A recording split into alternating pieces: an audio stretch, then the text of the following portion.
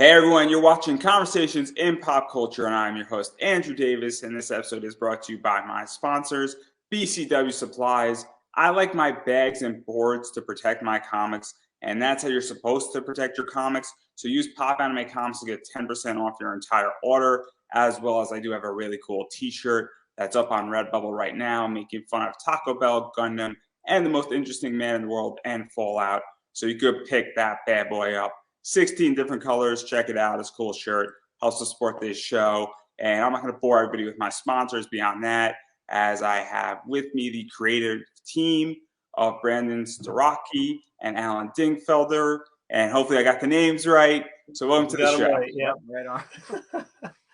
So you guys have a lot going on because you just recently funded a comic on Kickstarter called Avalon. And or Avalon, I'm not exactly sure how it's pronounced, issue Avalon, 1. Yep.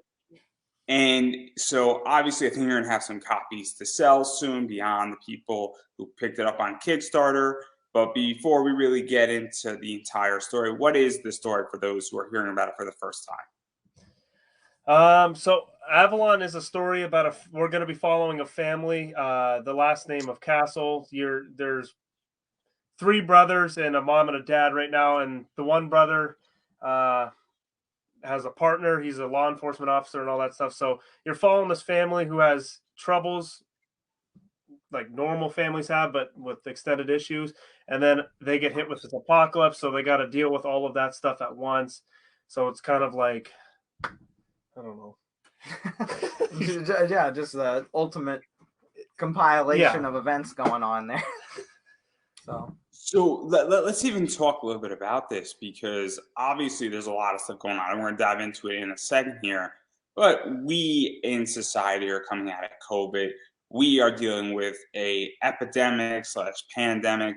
I don't know how to truly classify COVID per se, but what was the inspiration for writing this comic? Because there's a lot of stuff going on, and obviously there's a few twists that sort of happen in this, with the family being slightly dysfunctional, and things that we know and we don't know about the family as of issue 1.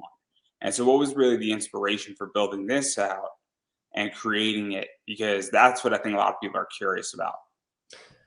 I would love to say COVID inspired us to do this, but unfortunately it was the inspiration came years ago, like 7 years ago when I was like in high school or whatever. I always liked shows like The Walking Dead. I've always liked the post-apocalyptic, kind of environment and all that stuff. And it kind of has a little bit of like me and my family, and all that stuff into it. So you kind of throw that. I always thought to myself, what would I do in a situation with some sort of apocalypse and all that stuff? So then I started thinking. I wrote down a bunch of ideas, and I didn't know what to do with them because I was young and dumb. And a couple years down the line, I met him, and he helped me put all those ideas together. And we kind of just were like, okay, let's do it. And it took us, 2 years to write issue 1, because we wanted to make sure the foundation was really, placed there properly, so we can build this world that we, inside Avalon here. And I think we did a really good job of issue 1 to kind of show you a little bit and kind of keep you interested into getting the next issue and all of that stuff. It really just ended up being perfect timing. With the release of everything. Because everyone's already, in the sense of impending doom, and now being able to release this, and everyone can kind of relate to that, and on their own level, dealing with the family issues amongst the COVID stuff. So the timing was perfect, and we're just taking it one step at a time from there. So we're going to dive into the story, but I actually am curious about this, given that this was your first Kickstarter. What was that experience like for you guys? Because I ran a Kickstarter in January for my first one, and I had a very different experience. We had no clue what was going on almost the entire time. It was kind of just like essentially this whole thing was just kind of like, let's just do it, man. Yeah. We were just like, let's just do it. So every step of the way, we were kind of just learning as we were going, kind of taking ideas from other people, kind of seeing what other people were doing, figuring out like how we can incorporate that with our own ideas, and a long process of not knowing what is going on. And honestly, quite frankly, we still don't know what's going on. So we're, it's kind of one of those things that we just keep doing you know, we just keep taking one step at a time, and then we kind of evolve into what the situation gives us. You learn as you go. Yeah.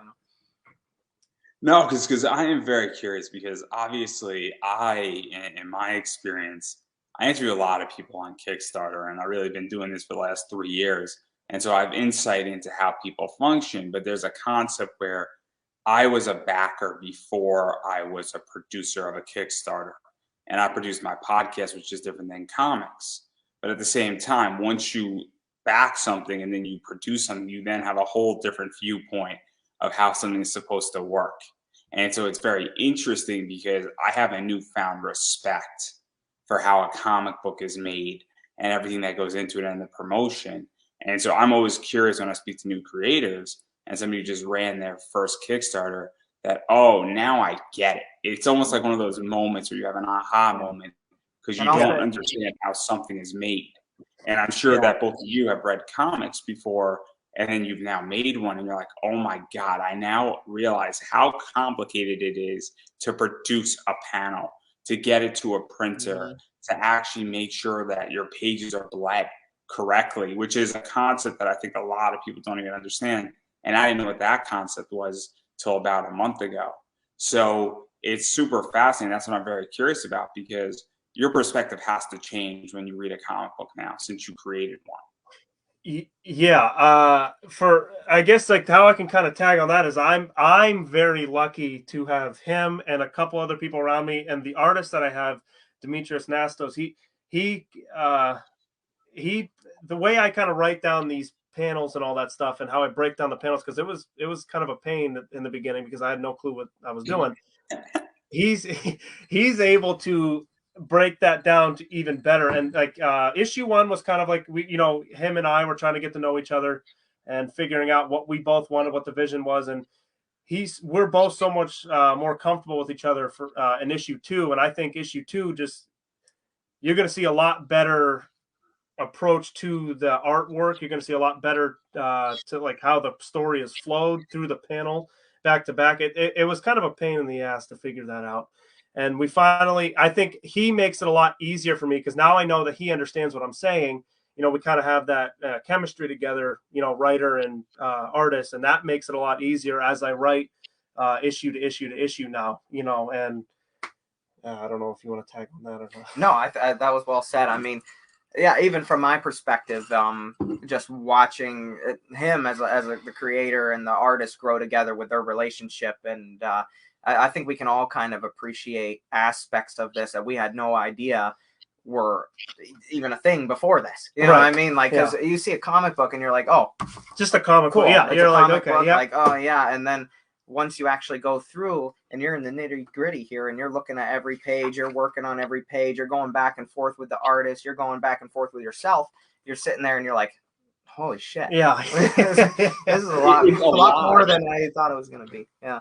In which it's something that I think a lot of people don't understand until you produce something, you don't get it. Like, I speak to other podcasters, and then somebody's like, oh my God, I now realize how complicated it is to actually run a show. And it looks easy, and then that's why a bunch of people drop off. The common number of people who do podcasts is about 6 before they drop off.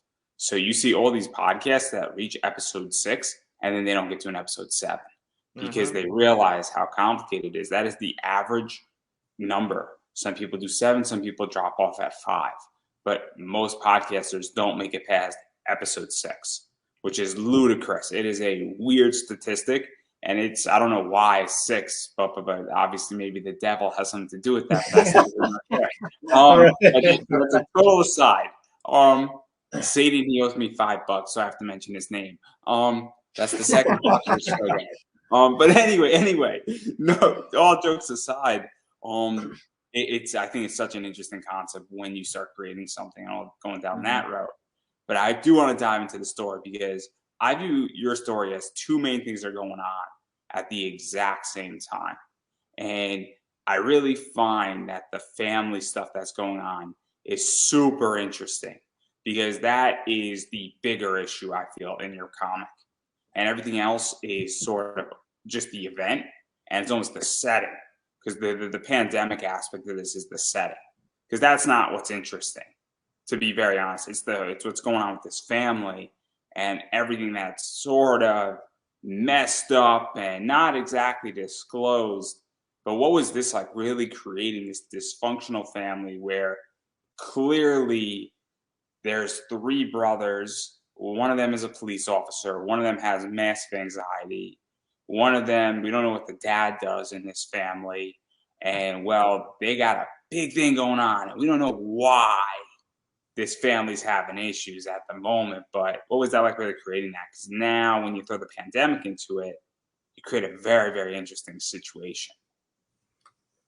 Well, honestly, his focus from the very beginning was to create exactly what your observation was. He wanted it to be centered around these family values. I mean, he wanted it to be focused around all of that, with the apocalypse side of it kind of being the background kind of deal. Because him and I have been back and forth with each other for a little bit. I'm trying to, hit on the infection or the zombie genre itself a little bit. And,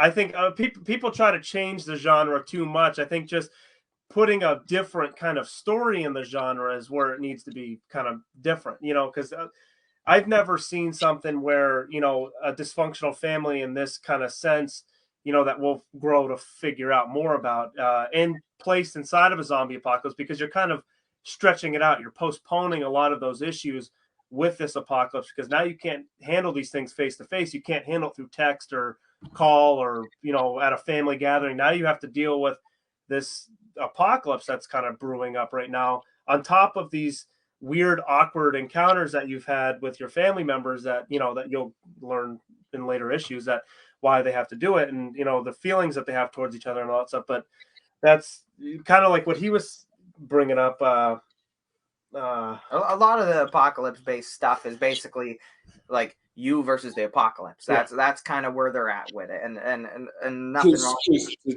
Sorry to interrupt, but to even go forward, I mean, obviously we all know the Walking Dead's out there. I've seen, I Am Vampire, the Will Smith vampire thing, or I Am Legend. That's what it is. In which I've seen that. There's other apocalyptical books. Attack on Titan is a good example of that. So I view the apocalypse, everything that has been done in an apocalyptical genre has been done and has been done before. And there legitimately can't be anything new invented in an apocalyptical story. Mad Max has already proven all of that at this point, and everything is a derivative out of that. Where it gets more interesting is, what do people do in that apocalypse? And really, that's what The Walking Dead is about. It's about the people, not the zombies. And that's what makes The Walking Dead very successful, is, okay, humanity has to survive, and we have different groups in humanity who have different ways of life. And that is a fascinating concept in of itself. And so when we go and touch upon the dysfunctional family stuff, clearly people in our society have mental issues. And I don't mean to poke fun, but there's clear that there are people who are, on medications, and they can't handle stress. And you have clear dysfunctional families, and the family might look okay on the surface. And that's what I think you're really tackling, because that in of itself is a fascinating book. And then you're introducing a whole nother concept into that, where now you have a major confrontation and another, I guess, external threat to that mental stability and it didn't cause the dysfunction, this apocalypse and this pandemic type thing. Or I don't think it did. It might have. I don't know. At this point. I don't think it did. I'm willing to go on a limb right there. Okay, I like how you brought up the fact that a lot of these things don't really, how you brought up how people in today's society need medications. People in today's society and all that stuff it's hard for them to cope with just today's problems, and they need medications to do so. And that is a focus that him and I have focused on as well, is real things, like real problems, real like anxieties, real sickness and all that stuff. So like you're gonna like see a lot of realness in this I mean, hypothetical Yeah. world. Like And, it's and all the problems you have as a family, you know, I mean, like a lot of them, you just go day to day. You just kind of, some get pushed under the rug, some you address here or there. But there's no better way to expose the problems in your family than an apocalypse happening and to around force the situation. Yes, you're going to be dealing you with know, all you those have issues. to deal with it along with another issue. You know, like you said, you can avoid it by working, just ignoring and letting it just be that. But the way the story is going to be told, and you will see it in later issues, like you're going to be, they're forced to do it. They need to address the issue, and how we'll bring that on top of the apocalypse, on top of like the realness of like just real life. And I think a lot of Hollywood stuff kind of forgets that and kind of just ditches that stuff and just focuses on people and or the apocalypse. And even to dive further into this, I mean, obviously, if you're in a small town, because I think I got the sense, and correct me if I'm wrong, that it's more of a Midwestern type town. It's more of a rugged town. It's more of a rural town. It's not New York City where this is taking place. I got the idea, and maybe I'm biased because I'm a huge Resident Evil fan, but I got it's kind of St. Louis, Raccoon City like, you know, this entire story. And that's kind of the feel and vibe I got for it, where it's a bit more of a slower pace of life, I feel, where the story's taking place versus the fast-paced city. But correct me if I'm wrong on that point. No, sure. It's a good observation of it. I mean, obviously not raccoons. This isn't Raccoon City, but yeah, good observation of the city. It's not something that we want it to be a big city kind of deal. It's kind of like you said, and it's actually based on our city, our hometown. Yeah, our hometown. It's based on our hometown, and I was a big Resident Evil fan growing up, so I know exactly what you're talking about when you're talking about Raccoon City and all that. And it holds that. And it's honestly, it's very, our own hometown is very similar to that. It's a city, but it's smaller scale. It's more like everybody kind of knows everybody. It's that kind of vibe. And the reason why I bring that up is because obviously you're when you have that type of vibe, well, everybody knows everybody. Everybody has a sense of sort of everybody's business to some degree, but everybody's not in everybody's business, where it's not an ultra small town. But it's there's enough privacy, but there's enough that rumors spin around pretty quickly. And obviously it gets more complicated because, well, you have a character who's a cop. And, well, he is directly now going to be thrown into this conflict. And in the first issue, without giving too much away, he is directly thrown in, which also knocks right on the family's door. Versus everybody in this small town / city is going to be having to deal with this in one way or another. But if you're on the police force, you're going to be dealing with that more directly, because you're going to get the calls of these people fighting other people and transforming other people and other stuff. And so that also is going to be something that factors in, because you're not just, if he wasn't a cop and it was just like, oh snap, a vampire werewolf type creature is fighting me and I got to run, that's a scary enough situation, let alone when one of your kids is a police officer. And now he has to deal with that too. And it's now his. Not only does he have to deal with it in that manner, but even going back to the whole small town concept with Andy being a police officer, with the whole everybody knows everything, everybody kind of knows everybody's business. Andy kind of knows even a little more than the average person in the town. You know what I mean? So he kind of has even more understanding of the community and people in it, and all that stuff's going to play out further without giving anything away. All that stuff down the line, there's going to be a lot of plot points hitting on Andy's experience and what he draws on. And he hits it very well, because this is a conversation that him and I have also had with the character Andy, that we weren't sure if we actually wanted him to be a police officer, because it's very like, oh, cliche, like, okay, cool, police officer kind of deal, main character. But it's perfect for him in this world. It's not like we just like, okay, we wanted a cool police officer, you know, or like Rick Grimes, for instance, like, okay, Rick Grimes, police officer, cool. That's not the approach that we're taking for him. Andy's a police officer to fit in this world that we're creating, not because we wanted a badass character, you know, because it's very stereotypical that people are like, okay, cop, cool, you know, cool guy. Well, we don't know that. They might be having the same idea we have. we're just assuming. Yeah, but that, yeah, I guess, yeah, whatever he said. So to even talk about that, because I like writing cliche, I really do. And I'm not going to pretend. I mean, I'm going to be producing a comic at some point, and I already have covers somewhat lined up, and they are very cliche covers. And I have no problem admitting, because it's the art that I like.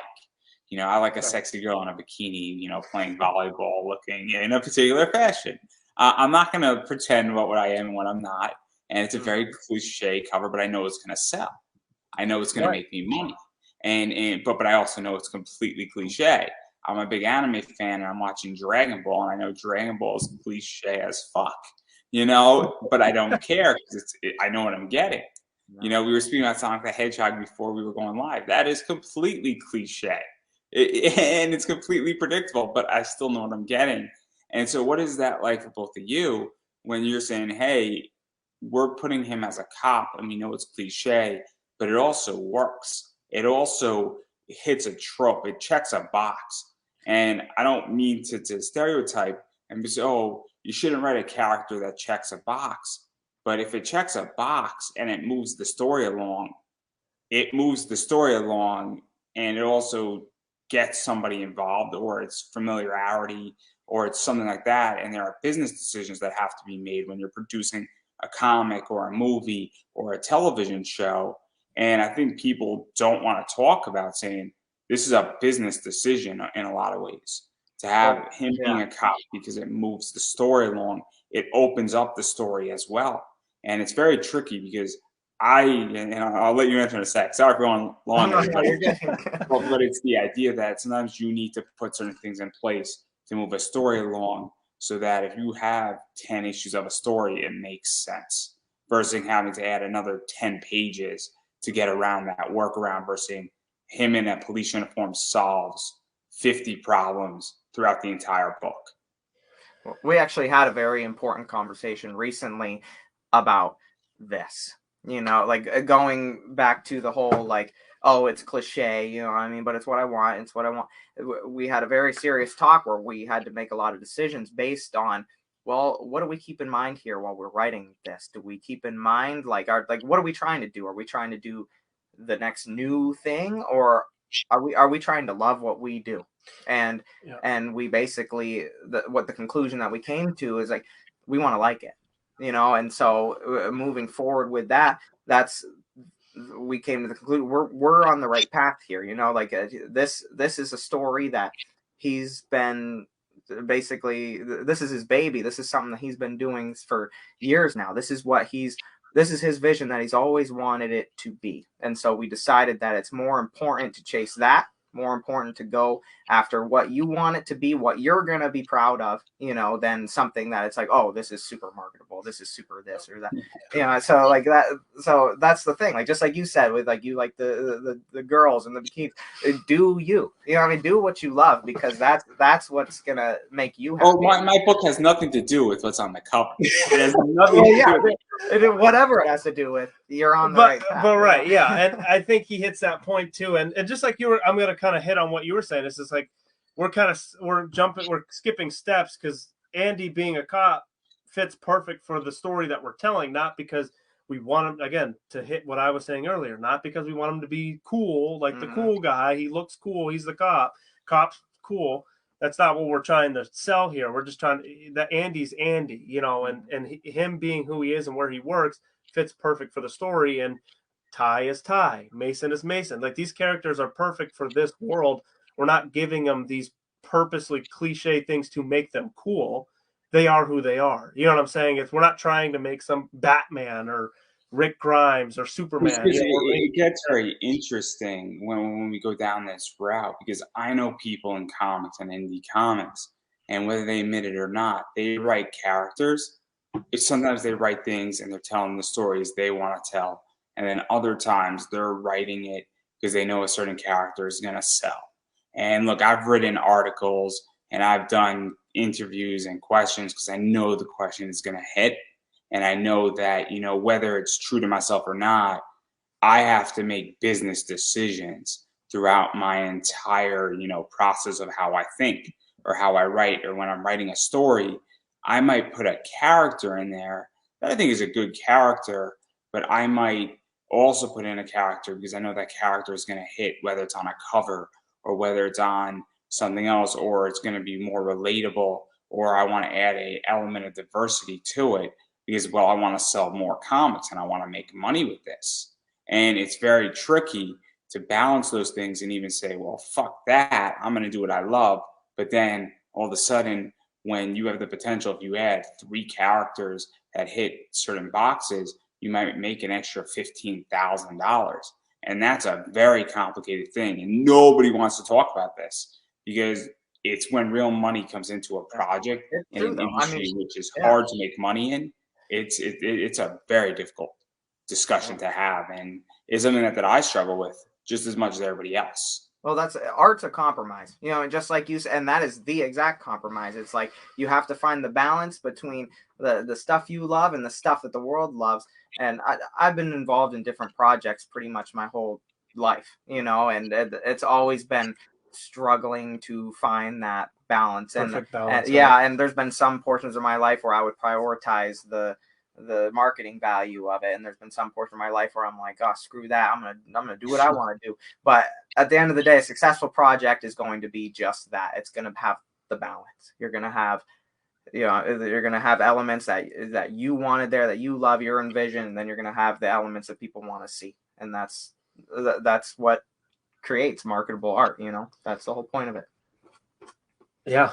Let me ask a question about your Kickstarter and Kickstarter in general, even talking about marketing, because right now I'm seeing 3 trends that are going on in Kickstarter, and I'm curious how you guys feel about this, where I see people saying, look, this is a pre-order form for my book because I'm making the book anyway, so I just want to give an option for somebody to buy this directly and it'll help cover some of the printing costs, or I need 5 more pages printed and done in printing to happen, and that's what I'm trying to do here. And you can get it pre-ordered, and then I'm going to go sell it at cons, to some comic shops, and I'm happy because I'm doing this as a hobby and I have the money to do this project, and well, I just want to recoup some of my money before I go hustle the book like crazy.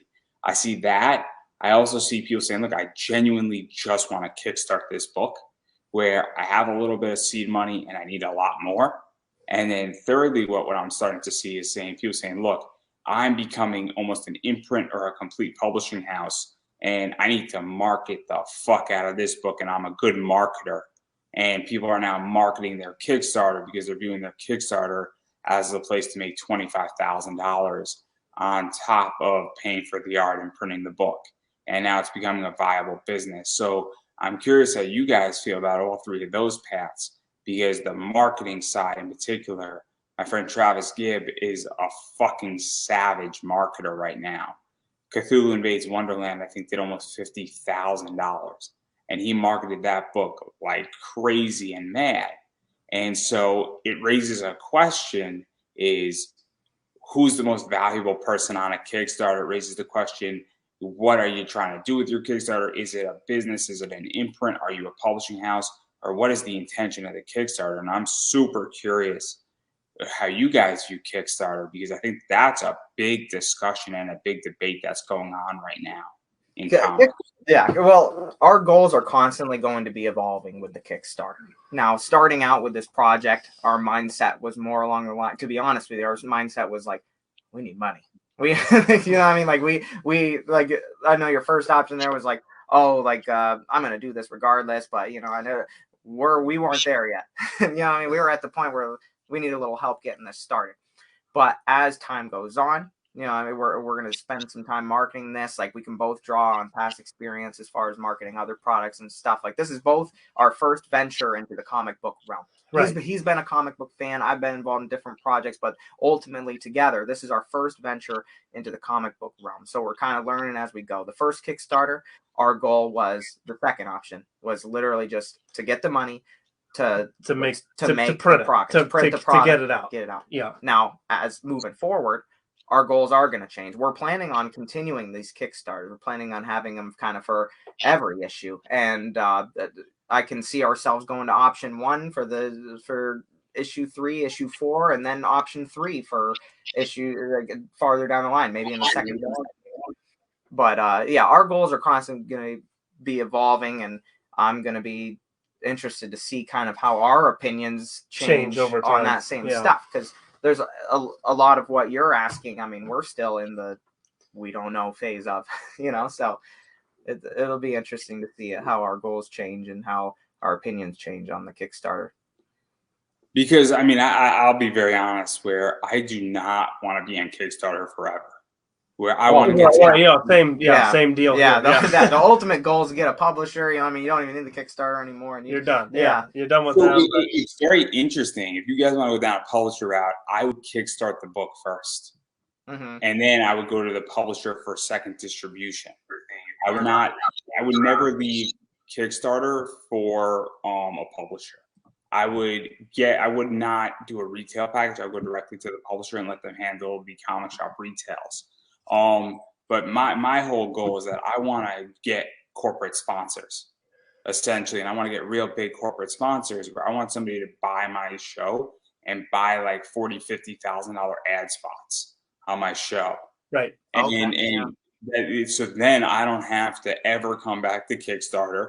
And then the only problem I have is that I need to get the views and have substantial guests. Yeah. That's an easier problem than dealing with a Kickstarter. I've learned a very valuable lesson that asking for money is very difficult. And also, it definitely really is. Yeah. Do not want to grant money so easily, and they are very stingy, for lack of a better word. And they have an attitude problem that needs to be adjusted, and that's where our good friend John Cena comes in. But that's not the point. Right. Yeah. I wish I had I know. Yeah. But it's the idea that it's fascinating. These are things that I'm very curious about because everybody has a different viewpoint on this. And I don't know whose viewpoint is right. And because people are legitimately building businesses off of Kickstarter and are doing 50, 60, 70,000 per campaign. And it's a crazy world. But I'm also very curious, how long is this thing going to last for? I don't necessarily think that there is a right or wrong way. I personally think there's a million ways to do this. There's a million ways to do what you want to do. There's a million ways to do what we want to do. I think that it's about finding the right way for you. And and obviously we'll stay in touch and we'll let you know what we think about the Kickstarter stuff. I'm looking forward. I'm looking forward to this because I don't know the full where everything's going to go, and I'm very curious because I've seen a lot of changes, and I'm sure you guys are relatively new, but I've been on Kickstarter for about 5 years back in projects, and it has been a wild ride in the last 5 years where Kickstarter has evolved massively as a platform. Well, 5 years ago, Kickstarter was the Wild West, and you prayed that you got your book. You prayed that you got your book, and if you got your book, it was a good day. Yep. Okay, it was a good day. If you got your book undamaged, it was a great day. Okay. If you got your book a year and a half later, it was an okay day as well. You didn't get your book, but the person was nice. It was just a bad day. And if the person just stole your money, well, I'm sorry, but you were out of luck. So fast forward to 2019, Kickstarter's become way more legit. So now if you don't get your book, it is World War III. Yeah. If you don't get your book in 3 months, it's like the nuke option. Yeah. And then going even further, if somebody runs away with your money, there's this little thing called Facebook, and you publicly humiliate them until and they get banished for 40 years. And they have to wander a desert somewhere. But the idea is that, and then now you have big money coming in. And so I'm very curious how you feel about that as well, because the platform has become legit in the last 2 years, way more that if you guys were doing your project 6 years ago, it would not be the same. No, at all. I have firsthand experience of that. I've had a couple projects, not comic books or anything, but back in the day that I've tried with Kickstarter, and I've observed the same thing you did. Like everything's evolved. Like luckily, there are many smart minds out there figuring out ways that they can use these kind of campaigning websites to bolster their business. You know what I mean? Whether or not it's to make it like an income, or that they figure out creative ways to get funds for one project so they can focus on something else. It's crazy how it's evolving. And honestly, I don't think it's done evolving. I think we're going to continue to see changes along that aspect of it. and we're going to be here for it. I think this is good timing for this. I think this is a great time to be in the Kickstarter community and kind of developing the campaigns while all this is going on. Yeah, it's fascinating in a lot of ways, and obviously, I'm not going to push too hard into the entire Kickstarter world and all that, because you guys are new in the comic world, so Right. Yeah. it would be unfair for me to go all hamming out and dive deep into the trenches here on that. I'll wait till issue 2 to go do that. But I do want to talk about the other side of this book, which is the creatures, vampires, werewolves, things, I guess, zombies, biters. I don't know what we call them exactly, but it's a biting human thing. It's the nicest way I could describe it. And yeah, that's actually. I wish we would have just described it like that's what the characters are now going to call them. Biting human thing. Yeah. Just give me a little credit. Changing the title right for on the that. cover. Yeah. But what prompted this, and what was even the creation for this? Because you obviously want to create something that is scary, that looks like a threat, acts like a threat, that could be a threat. And what was that like, building all that out? Well, that's so it's hard to explain, I guess. There was a bunch of different projects or a bunch of different movies that I watched. Like Walking Dead had influence on it. Actually, you mentioned it earlier. I Am Legend had influence on it. A movie called Stakeland. I don't even know if you know what it is. It's not. It's not. Stakeland. Do you know what Stakeland is? I don't. See what? Oh my god! It's not an A-list movie. I think it went right to DVD, but it's a good movie. So stuff like that, like it just, and then when we were kind of gathered our minds together there, we wanted to make our own kind of zombie, I guess is what you want to call them, but not so crazy. And a lot of what our zombies are is spoilers. There's a lot there there's a lot there that contributes to the plot that we don't necessarily want to give away yet. It's not too crazy. It's not straying away from the whole zombie thing. Yeah. There's, for lack of a better word, they're zombies. Human people eaters. Yes, they can call them. Yeah, yes. Human people eaters. But there's a lot of plot points that are going to be touched upon as the audience gets revealed what these things are. So we don't want to delve too far into that, but I'm glad you kind of brought that up, because that is a good point, because these zombies are part of the plot as much as the story, as much as the characters are. But yeah. But obviously, we're in the first volume right now, we want to keep that focus on the world building and the characters and all that stuff, right? And obviously, I don't want to push too hard into it, but I'm going to ruin something slightly here, and I think it's actually very interesting.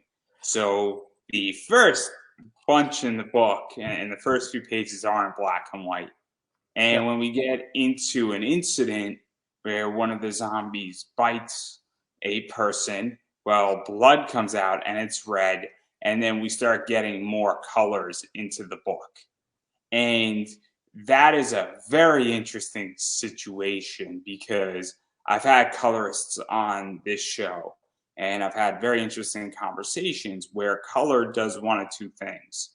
Obviously, color makes things pretty and makes things bright, and a good colorist makes a book like, oh wow, I didn't even know that color existed. And that's always fun. And also, though, going even deeper, it creates and invokes emotion. And it also highlights certain things, and it directs the eyes to certain areas of the page. And it definitely forces the story into a particular direction. So you can color a page 5 different ways. And I don't think I need to explain it to either one of you, but all of a sudden, if I color a page darker, it's going to, for the reader, create a different emotion and a different connection than if I color that page brighter. And so what was this like to introduce color? Because that's another visual that you could add into the book, and that it really, because when you read a comic, me as the reader, I have a lot of control over, how fast the character can speak, how much time has actually elapsed in a circumstance. They enter an apartment. I could read that they go into that apartment in 30 seconds or they go into that apartment in a minute and a half. Right. And that could change a very different position, because if it's a creepy situation, I can imagine that the two police officers, when they go into this apartment, and I'm not going to tell you what happens, but I could basically read it that they're going in 45 seconds, it all goes down, or in 5 minutes, it all goes down. And that's a big difference. And that's a big difference of the suspense. And then when you add color into it, well, that gives me a sense of how much time passed by and also the other surroundings. So what was that like? Sorry for that long-winded position, but it's fascinating to me because this expands and opens up the book in a lot of ways. So I think to hit on the point that you just were talking about how fast things can play out, I think that's very important. I put a lot of that on my artist and the way and I think that's important. Just reading any comic, it's important that the panel layouts kind of dictate speed and all that stuff. And like you kind of said, like as you're reading it as a reader, you dictate that speed because you're reading it and all that stuff, and how you kind of see the page and all that stuff. Kind of you see the panel layout, and that dictates the speed of the whole situation. Now, it's a funny story with the whole black, white, and color kind of deal. The original idea kind of came from what's the cheapest option, and black and white is obviously cheaper than color. And I really wanted to hit that. I really like the whole idea with the blood being part of the thing, and then because the splat, yeah, and then just like he said, at first we wanted to keep the whole vibe of this dark. yes. And how you mentioned, like it's like if you change the tone of a page, you shade it in darker, that changes the vibe of it. You can create that sense. So what we wanted that splash of color, but without changing that dark vibe. We wanted to keep that the same, what do you call that, the environment that you're in as a reader. Yeah. As you're reading this thing, we didn't want to change your emotions at this part. We didn't want you to think like that it was getting brighter or darker, whatever. We wanted you in the same moment you were in, and we just wanted that splash of difference. And Yeah. The funny thing is like how we were looking at a cheaper option, but the funny thing is like it ended up being something cool. There's a reason why. This right here, if you look at this and you look at this, you could see that the emotion doesn't change all that much in both of these pages, and they're clearly different scenes.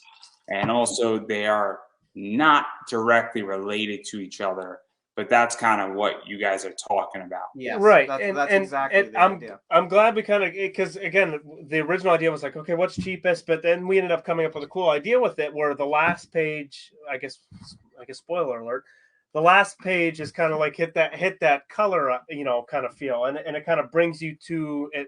I guess it just makes it more real. It hits you. It's like a pack a punch kind of deal, because you turn that page, it's the last page, and then boom, color. You kind of see everything. You see everything for what it really is, rather than everything that you think it is. Yeah, and it serves multiple purposes. Yeah. Because just being able to see the last page in color gives the audience an opportunity to see the characters the way we imagine them. You know what I mean? Right. No, good point. You know what I mean? Like that gives them the opportunity to see what we envisioned here, to see the characters in their true light, all the coloring and everything. And then pages 1 through 23, you get to see it in your eyes, your brain, the way you want to see it, and I think that's a cool kind of way, we've talked about it, but a cool way to explain it and all that stuff as well. Yeah, it's really interesting, and it can go one of two ways. Anytime you introduce color, obviously Sin City is the best example, where they highlighted and accentuated certain components that was brilliant in the first one. Right. The other Sin City that was more recent was not as good. It was not as good, and clearly they missed the mark a little bit. But that's neither here nor there. But the color accenting really drove a point. And then there's a book called Polar that does a very similar thing, where it's black and white and red/orange, and the orange and like the reds in there are meant to accentuate certain action and point and highlight and direct the reader down a cool path. And so it's very, very fascinating when you go into this. And then I have to ask for issue 2, is this color thing going to continue, or is it going to be sort of like the Sin City highlighting certain aspects? It's going to continue. It's going to and obviously we'll have variations on our issue. I'll let him speak to that because he's been. Well, I guess I don't know where you were going. Oh, okay. I don't know where you were going. We're gonna have variations going down the line. You know what I mean? Like you can get a different version of issue 1 or a different. You know what I mean? Where we'll have different colors or whatever. But as far as do you see where I'm going now? Yeah, I think so. But and we're gonna hold that for the most part. I think we kind of collaborated that idea where that last page is going to be that punch, you know. And I think it's always like he kind of mentioned even a little bit earlier where it's our vision of what it is, you know. And then you're not always going to see that as you're reading it, because for 99% of the comic you're reading it the way you're perceiving it, and we give you that 1% where okay, this is the way we're perceiving it. Whether you take that in or not, it's up to you as the reader to do that. And I think it's a cool separation from other comics, because I mean, I don't read many comics, but I don't think I've seen a comic where 23 pages are black and white or red, and then the last page is kind of like a punch to the face with color. You know what I mean? So I think it's kind of a cool thing that we came up with, trying to be cheap, and I think we're going to stick with it. So to even talk about that too, because at this stage in the game, and I don't back a huge amount of Kickstarters where I believe you have to earn my money. I really believe you have to earn my money at this point for me to back a project. And it's unfortunate because we can go through some Kickstarter right now and I can find 50 amazing projects. I have money to back 1. So what that means is that because I have other bills and there's other things I want to buy, and money is not an infinite resource for me. So I have to make determinations on saying, okay, what do I like? What looks cool? What are the stretch goals? What is the page count on a book?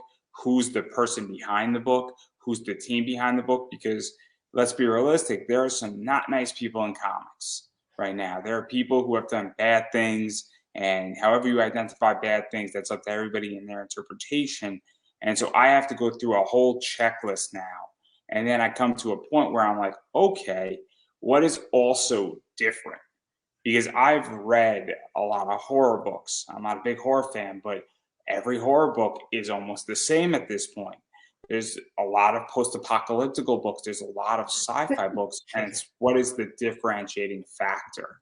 And then it also goes, I guess, for the creators, how do I stand out? Because the barrier to comics is so low. I don't know how much you know about comics, but back in the 90s, you needed to print 3,000 copies of a book with printers. Now you could print 25 with Comics Wellspring, or you could print like 50 with Mixum, or with Kablam, I think you could print a similar number. And the idea is that, you know, all of a sudden, imagine if you had to print 3,000 copies of your book today. That'd be a big barrier for entry. And so that's something that I'm very curious with you guys, because both from a consumer and even a creator standpoint, I mean, that's how I view it, is that you have to stand out as a creator, because as the consumer, there is so much out there that if you're just generic, you're going to get lost in the shuffle. Right. I mean, to answer your question about the 50 to 1, I mean, Avalon issue 2 is the one you're going to want to donate to. But all jokes aside here, clearly I'm just a guest on your show now. Yeah, right, yeah. We'll help you find the one you're donating to. Yeah, we got it already. I already got the answer for it. It's issue 2 of Avalon. And honestly, my brain just went whoop, and I forgot what I was going to say. Yeah, I have no clue what you were saying. But anyways, yeah, so we're going to continue as time goes on. Like I told you earlier, this was our first venture into the Kickstarter stuff. So we were kind of learning how we want to do it as time goes on. And honestly, we were kind of in a time crunch for the first one. It was like, we need to get this going, because we had our own kind of mental deadline that we wanted to reach for this. And that kind of inhibited us a little bit. But now that we're past that point, now we're getting to the point where it's out. We have money coming in from people buying issues and all that stuff. Now it's getting to the point where we can afford to be a little more creative and revealing about ourselves and the comic and everything for our next Kickstarters. And our plans for the future campaigns is to be a little more involving, to kind of sell ourselves, kind of like in the way you're describing, because I'm similar to you in that aspect, where if I'm looking at something like I don't money's not an infinite resource, you know. If I'm going to back something, it's because it wowed me. Right? It's Avalon too, but no, it wowed. Yeah. And so we're going to be working towards that wow factor. You know, we're going to be developing our Kickstarters as we go on and making them more and more approachable. Yeah, you're going to see it. It's appeasing to the eye a little bit. I mean, because the first issue, because I'm sure it's still up. I think you could see it. It's very standard. It's a very standard Kickstarter. Yeah. You know, we knew we had an agenda. We hit the agenda, and that was that. We got the printer issues, and issue 2 is going to be a little better. And just like kind of to tag off what you're saying, it's just going to continue to get a little better as time goes on. Because it's very complicated now, because the idea is that I think right now there's like 325 comics on Kickstarter, if not more. It's like, that's a lot. I mean, and some of them are really good. I mean, that's the problem too. And some of them are really bad, but they look good. I mean, I've gone through projects on Kickstarter, I'm not going to say which, that look awesome. They look awesome. But then you go and you start looking at it like, oh man, this is just, the house was white and we painted it red. That's really what some of these things are. Yeah. And, you know, but you're like, oh, it looked cool from a distance. And then you're like, oh my God, it's the same house. And I just drove around the block. Yeah. You know? Yeah. Well, that's why we try to make sure that we have something to offer there. You know, we're not just gonna put a gold ribbon on a piece of crap. You know, like we're trying. No, and yeah, good point. It is what it is. I guess is the way you can kind of word it. I mean, we're not gonna say, oh, look what we got, and it's gonna be shit, like you said, like you said too. It is what it is. Like you're gonna see in the Kickstarter what we got and what we're willing to offer and all that stuff. We're not gonna glorify a pile of shit. You know what I mean? That's not just what we're gonna do. Because it goes back to even the idea that, like, I'm sure you've seen it. I'm on Facebook all the time, and somebody's advertising a product, and you know the product isn't great, but they're advertising it, and it has 15,000 likes. And look, I know people who are influencers, and they're pushing out a product, and I'm like, oh my God, this product is horrible. But, you know, somebody has money to market it, and that's how they're doing well.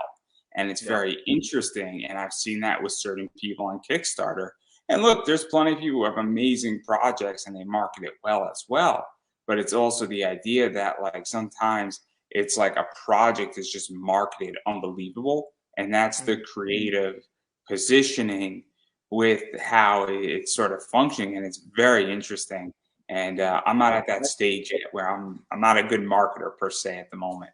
I'm an okay marketer. Yeah, we're not yet either. You know, we're working on that. But I think the proof's going to be in the pudding. You know, like you might have those projects that look really flashy, that bring all the people in and stuff like that. But what's going to define their success is if they actually have a good product. You know, so yeah, they might have a Kickstarter. It looks really good. You might see 1,500 likes or whatever on it, and people are buying it and stuff like that. But the success down the line is all going to depend on the product. Let me ask a question. I'm very curious how both of you feel about this.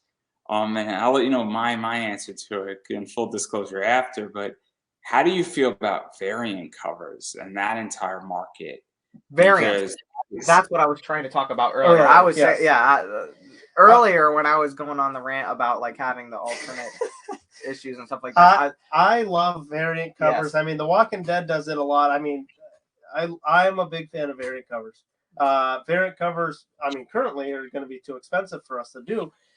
We do want to do that actually with this new issue coming up. We're going to do a variant cover exclusive to Kickstarter, I think is the plan right now. Yeah. With the next Kickstarter, we're going to do an exclusive variant cover to issue 2 as well. But I'm a big fan of variant covers. So you'll probably, in the future, you're going to get a lot of them when we can afford it.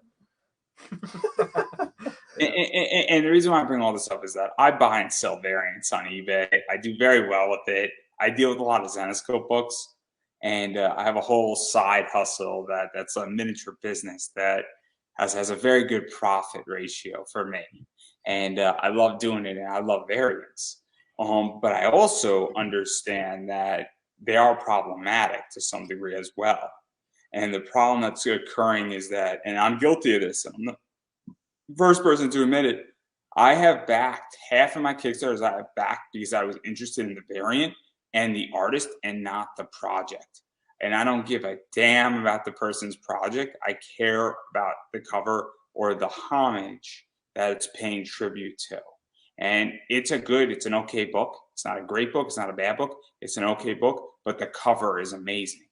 And that's a real issue, I feel, because while that does help to get the Kickstarter funded, if the next Kickstarter you don't have said artist, I'm not interested. You're essentially producing a sale for that one time because of a cover artist. Because there are people like me, and I'll use somebody like Ebass. There are people who follow Ebass, or there are people who follow Keith Garvey. And if Keith Garvey has a book on your Kickstarter, a Keith Garvey fan will back your project. But if there's no Keith Garvey on your book or your project, that fan might not be there. And it creates a very interesting dilemma because it's kind of like all of a sudden, I'll use an example. Walmart has an exclusive Pop Funko.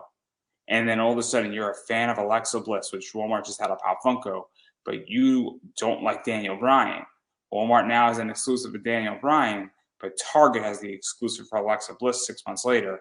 You're an Alexa Bliss fan. You're going to Target, not Walmart. And so it creates a whole big issue. And while I like variants and there's money to be made and they do sell, like I'm curious how you guys feel about that, because if all of a sudden you get Ebass to do a cover for you, a bunch of people are going to flock in, but then the next round for issue 3, he doesn't show up, those Ebass fans might not come. And so it almost creates a fake audience to some degree.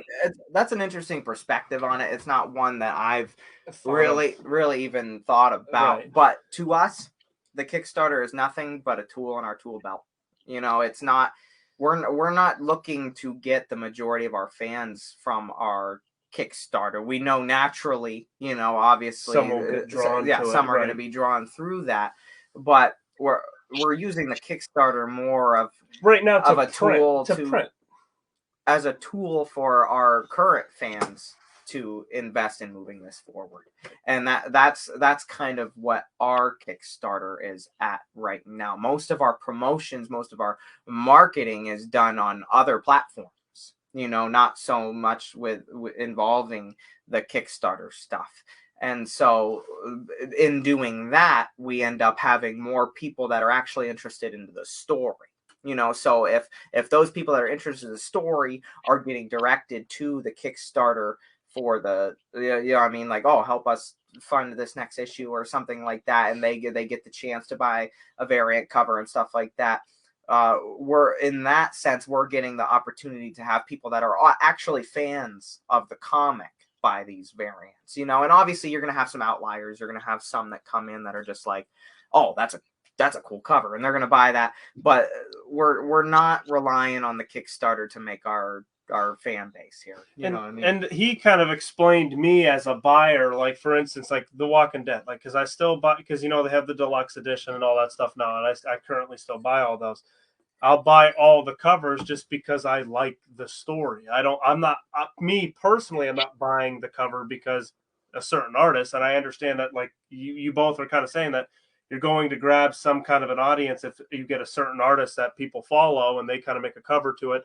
But like he was saying, our focus is on people who like the story and want to move it forward rather than the cover itself. Yeah. And if we end up having, a whole bunch of people that just want the variant cover and whatever, cool, so be it. Yeah, cool. I mean? They'll end up buying it, and that will at least help us fund the next issue, so that way we have some money. That's what a lot of people do, is that I have a bunch of friends and they have a $25 variant, And what they hope for is that, well, I'll use eBass or Paul Green as a good example, where the Paul Green cover costs X to get, and they know they're going to do more than break even, and that they might pull in a $1,800 profit after they pay Paul Green and Ola Moss to do the line work and the colors on it. And so now their goal is maybe $2,500 or $3,000, and they pulled in $1,800. That's a good rate of return because they know they're going to have people who come for the story, but they also want to fund the project. And that's where it gets really tricky, because I could sit here and do this show all day, but if I don't have money to cover my StreamYard, it doesn't matter. Right, exactly. If I can do this show, but all of a sudden, if I have money and my bills are covered, then I could do this show scot-free. And so it's very complicated, because that's where things get tricky. It's the idea of, that's why people do variants. And I'm not looking to build my audience on Kickstarter. My audience is built on Facebook, Twitter, Instagram. I'm building my audience now on TikTok.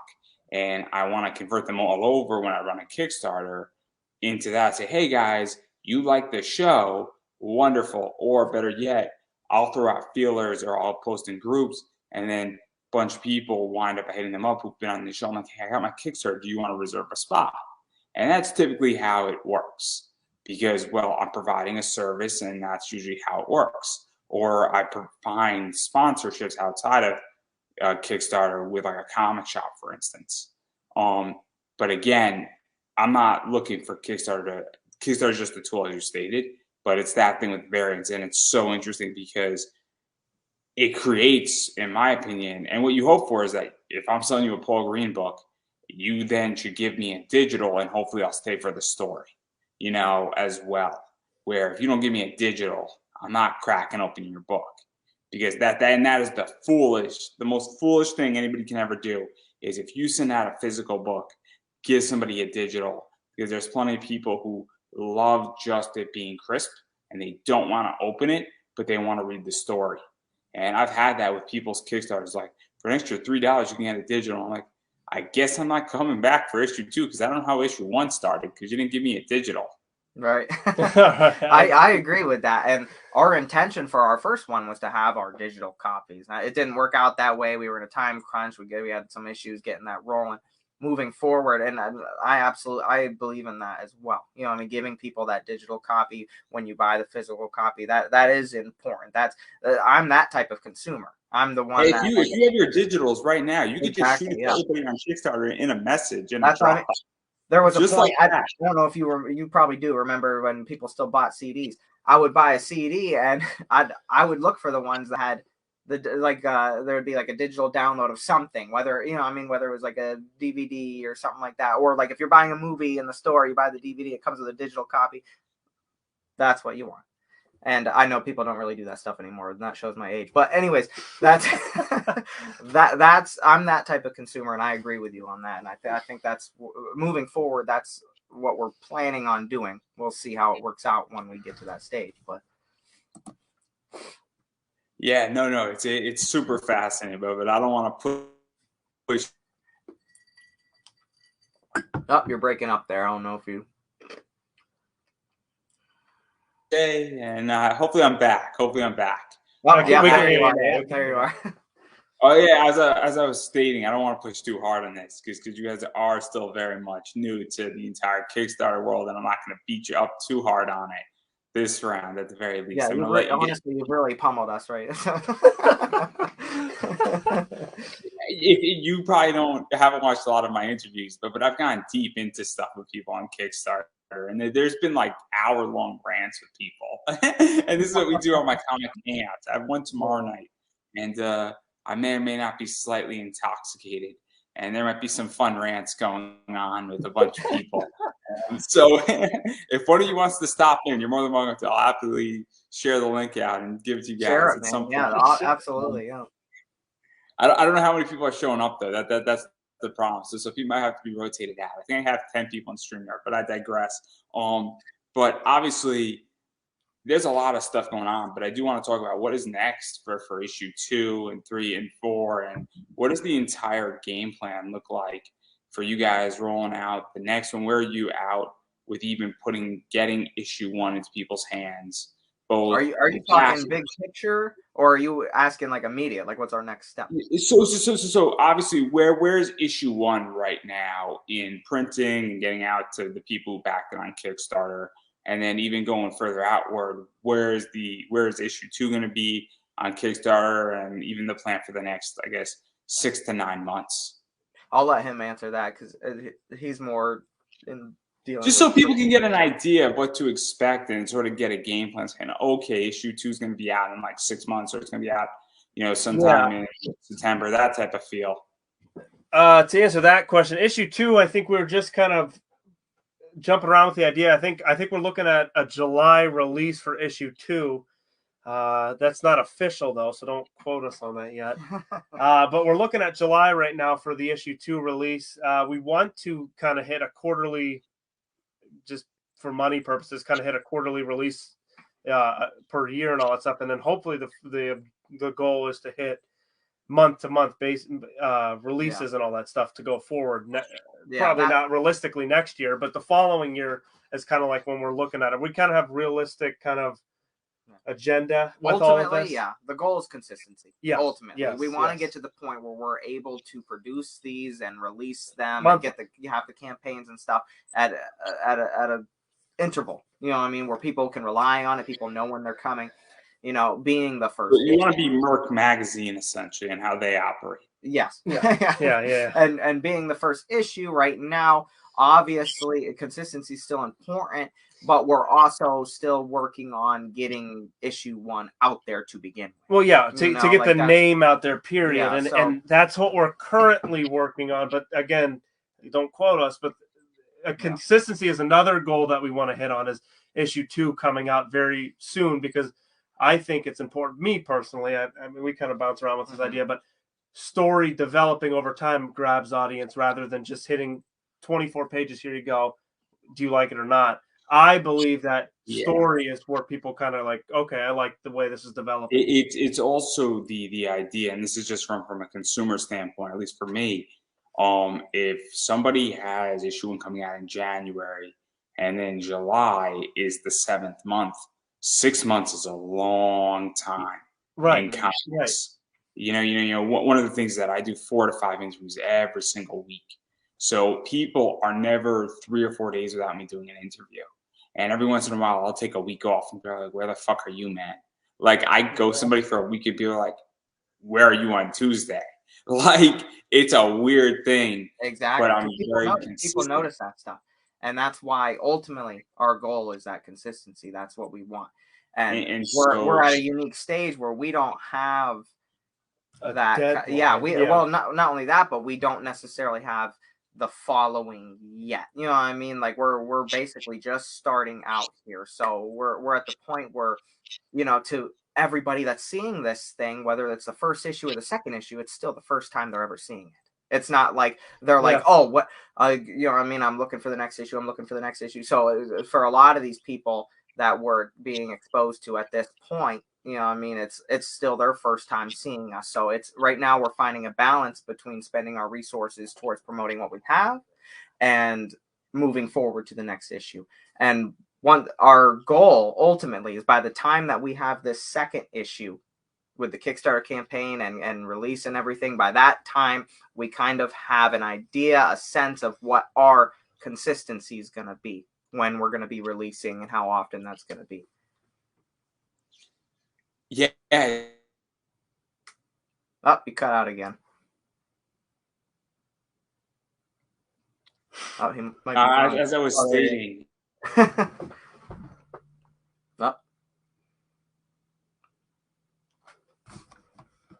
I don't know if he can hear us. Can you hear us? Can you hear us? Hello. He'll come back eventually. It just has to be difficult, guys. It just has to be difficult. There he is. As I was stating, infrastructure is a bitch to build. It really is, and it is complicated. And I am building out a lot of infrastructure right now. Oh man, I'm not going to go into what I'm building out. I'm sure I'll be talking about that tomorrow night at some point. But it is so complicated, And it's the little things. And Mhm. con infrastructure is different from comic infrastructure. That's different from even just networking and networking both online, in person. Your local comic shop infrastructure is complicated. And a lot of this stuff, it's also the idea that I'm presuming both of you have day jobs as well. Yep. Yeah.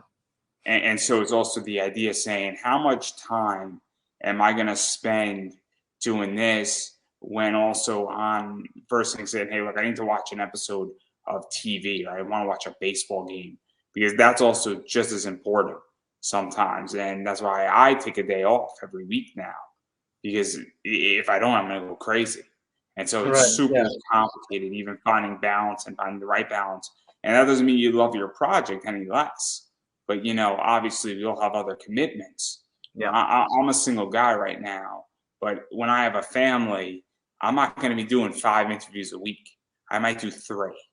Exactly. And so his priorities change. And that's the other thing too. If I'm having a crazy week at work and we'll have them, I might not do, I might do no interviews that week because it's a crazy week at work, or if it's Christmas and that entire week, I might not do anything that week either. So it's Right. very complicated figuring out infrastructure. And that's perfectly fine. I mean, and there's no business on planet Earth that is entirely consistent the entire way. I mean, consistencies change. I mean, like they might be releasing this often for 7 years, and then all of a sudden it's like, oh, they're on the low here for a year or so, and they're like that's perfectly normal, and that's fine. Like, and our ultimate goal isn't to have like a hard Like set. I said, Yeah. we need Guys, they really want to do a comic every single day. That's Right, the goal. yeah. They want to release 365 comics in a year. Right. That's really that what would we're be trying to say. ideal. Yeah. So clearly, that's what they really want to do, Mhm. and that's the battle plan. But I digress right there. I do want to give you both the chance to self promote, though. So obviously, where could people pick this book up? Because they can't get it on the Kickstarter because that ended. Yeah, They that's get over. that. The issue one is done there. Yeah. So tell them where they can get us. You can get us on the Shopify by looking up avaloncomic.myshopify.com. You can look us up on Facebook at Avalon Comic. We're on Instagram as well. Same at Avalon Comic. There's link trees to both of those social media platforms. And you can find us in a bunch of different places like Redbubble as well. Redbubble is under a different name. It is under 1282 Avalon Comic. The Redbubble's linked to from our other social media sites. So don't worry about finding that. So just you could find us on Facebook and Instagram. We have the link tree that shows us everywhere where you can find us right now. Yeah. And you can buy merchandise and all of that stuff as well. And so if you're looking for us, go to Facebook or go to Instagram, search Avalon Comic. Yep. Right there. You'll find us, and that has links to every other site that you can find us on, where you can find our merch anywhere else. Yeah, and I'm just going to keep saying it, that you have to support indie comics. And the best way how to do that is obviously catch people's Kickstarters first and foremost, because that is the most direct way, or their Indiegogo, I feel. If you can, it also is the most shareable link, as well as it is also what I find to be an effective way just on an internet level to support an indie project. And then it's also the easiest thing to share out when somebody's trying to fund something. But if the Kickstarter ended, or somebody's not using Kickstarter for whatever reason, or Indiegogo, you should either go to their store, hit them up on Facebook.